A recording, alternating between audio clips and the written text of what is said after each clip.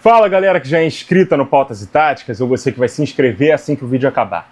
A análise retrô de hoje é sobre o Paris Saint-Germain, campeão do primeiro título continental da história do clube, a Recopa Europeia de 95-96. Competição também conhecida como a Taça das Taças ou Copa dos Campeões de Copas, que confronta justamente os campeões das Copas Nacionais.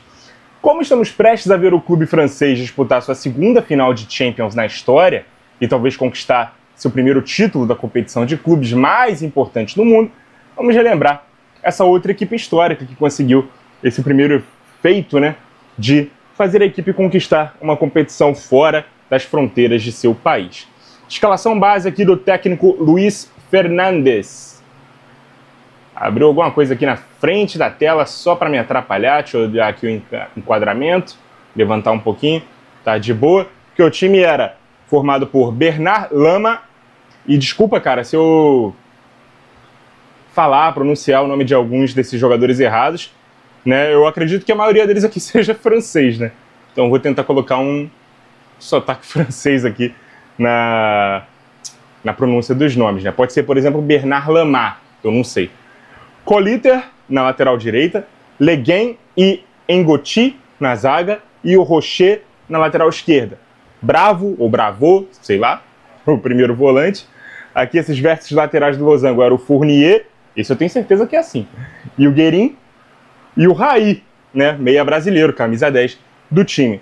Djorkaeff, esse eu também conheço, e o Patrice Loco, era a dupla de ataque, beleza? Esse time jogava aqui no 4-3-1-2 e girava em torno do seu camisa 10, o brasileiro Raí. A saída de bola era uma saída de 3 e acontecia de um jeito bem diferente e incomum para a época, mas para quem viu o Manchester City campeão europeu em 2023 vai lembrar desse padrão. Os dois laterais ficam mais fixos, o zagueiro Engoti fica mais centralizado e o Le Guen, que era volante de origem, subia ao lado do Bravo para se tornar esse meio-campista a mais com bola. Com isso o time tinha os 3 defensores, um zagueiro e os 2 laterais para poder fazer essa saída de bola, mais 2, um zagueiro e um volante, aqui um pouco mais à frente, beleza? Então, o Guardiola não inventou aquilo lá com o Stones, posteriormente com a Kanji, fazendo também com a Ake, não.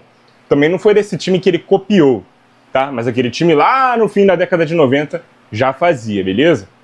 Ainda assim, pela esquerda poderia haver uma troca de posição entre o Guérin, que era o lateral, aliás, que era o vértice lateral pela esquerda do losango, e o lateral, de fato, o Rocher, que subia mais ofensivamente. Então o Guérin, ele podia também recuar mais à esquerda aqui, para poder dar mais liberdade para o Rocher subir. Mas ele era realmente mais contido na defesa e ficava mais por aqui mesmo, beleza?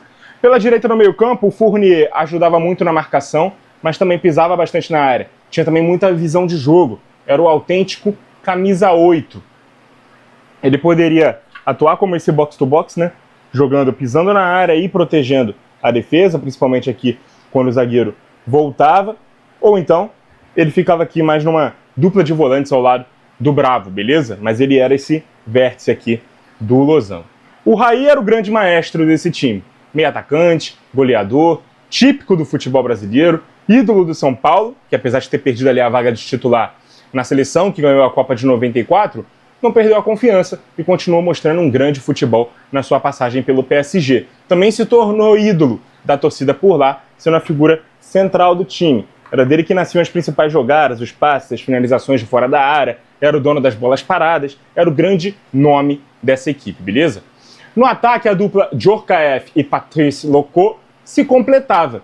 Enquanto o campeão do mundo, pela seleção de 98, o Djorkaeff, fazia um trabalho de ajudar o Raí aqui, muitas vezes na criação, vindo se tornar aqui quase que esse segundo meia do time, o Loco ele era mais vertical, rápido nas investidas ofensivas, ele se assemelhava mais a um ponta, mas ele caía por ambos os lados, ele não ficava limitado aqui a um dos lados não, ele poderia aparecer pela direita ou pela esquerda, mas a movimentação dele era muito mais em diagonal, era uma movimentação realmente de um ponta, mais veloz, beleza? Mas como esse time não jogava com 3 atacantes, ele acabava atuando na dupla de ataque, ou às vezes até como um homem mais avançado, quando o Djorkaeff fazia esse movimento, de ajudar o Raí na criação. O Djorkaeff era uma espécie de segundo atacante, então esse time não tinha realmente um camisa 9, beleza?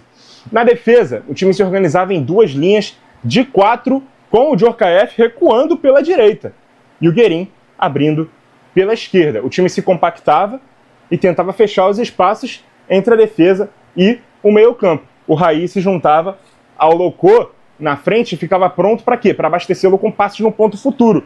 Né? Ele corria, acelerava nas costas da defesa. Então sempre que o time recuperava a bola, era a bola no Raí e do Raí para fazer o Loko correr, beleza? Dava a bola ali no ponto futuro e o Loko corria nos contra-ataques. Campanha do PSG na Recopa Europeia de 95-96. Na primeira fase eliminou o Molde, da Noruega, com 2 vitórias, 3-2 fora de casa e 3-0 na França. Nas oitavas passou pelo Celtic da Escócia, 1-0 em seus domínios e 3-0 sem o mando de campo, 2 vitórias mais uma vez. Nas quartas o adversário foi o Parma da Itália, dessa vez perdeu o primeiro jogo por 1-0 e reverteu no Parque dos Príncipes por 3-1. Nas semifinais, 2 vitórias contra os espanhóis do Deportivo La Coruña, pelo placar mínimo, 1-0 em ambos os jogos. E na grande decisão, disputada em Bruxelas, vitória por 1-0 sobre o Rapid Viena, time austríaco, gol do zagueiro Ngoti aos 29 minutos.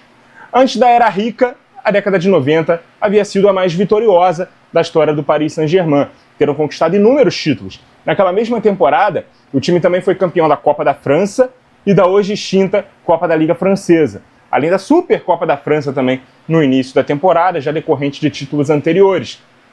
Haja visto que o time também havia ganho um campeonato francês em 93-94, outras 2 Copas da França em 92-93 e mais tarde em 97-98, quando também foi campeão da Copa da Liga e da Supercopa.